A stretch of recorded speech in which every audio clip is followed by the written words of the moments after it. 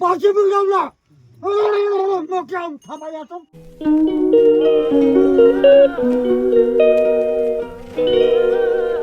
Hello guys, स्वागत छ तपाईलाई मेरो युट्युब च्यानलमा। नमस्ते, म नरेन्द्र थापा। आज म तपाईहरुलाई हाम्रो गाउँको पुरानो संस्कार संस्कृति र रीतिरिवाजको बारेमा केही थोरै कुराहरू गर्न पनि चाहन्छु र हाम्रो संस्कार संस्कृतिलाई देखाउन पनि चाहन्छु। यो भिडियो हेरेर के कस्तो लाग्छ लाइक, कमेन्ट, शेयर र सब्स्क्राइब गर्न नभुल्नु होला। र यो चाहिँ दैलेख जिल्ला दुल्लु नगरपालिका 2 मा पर्ने नाउले कटवाल एरिया हो। हेर्नुस् कस्तो छ।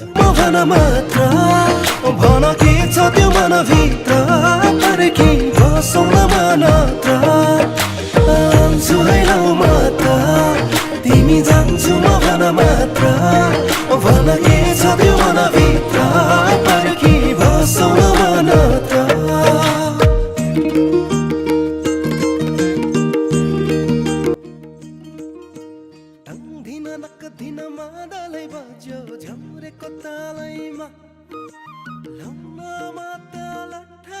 यो चाहिँ हाम्रो मस्टा मन्दिर हो।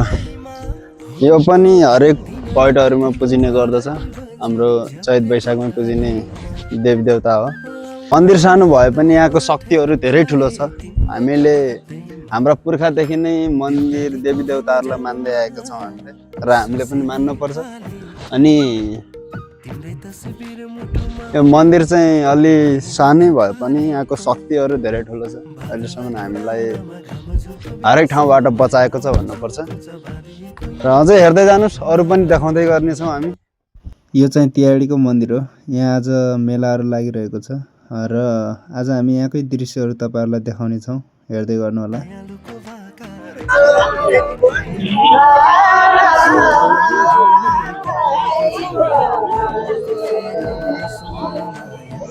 यो चाहिँ हाम्रो आमाहरूले गाउने लोकगीतमा जाँदाखेरि गाउने एउटा गीतहरू हो। हाम्रो संस्कारभित्रै पर्छ र अनेक ठाउँमा कामहरू क्रियाकलापहरू गर्दाखेरि हाम्रो बुढा आमाहरूले गीत गाउने गर्नुहुन्छ।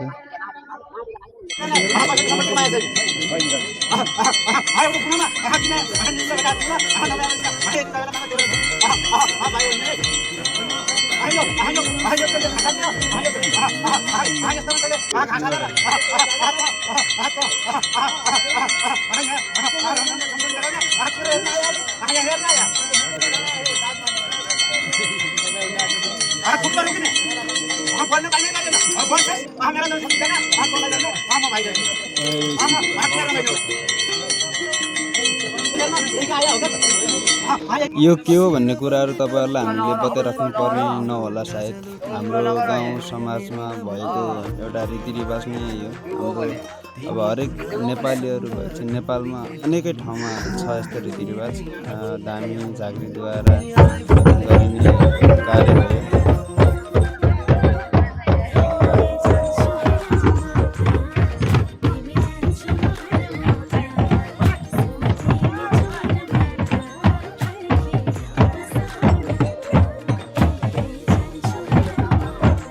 यो चाहिँ धामी झाँक्रीहरूको नाच हो। हाम्रो ठाउँ गाउँमा यसरी धामी झाँक्रीहरूले आफ्नो विभिन्न कलाहरू देखाउने गर्नुहुन्छ। र के कस्तो लाग्दैछ तपाईहरु भिडियोमा कमेन्टहरू गर्दै गर्नु होला र हेर्दै गर्नु होला हाम्रो भिडियो।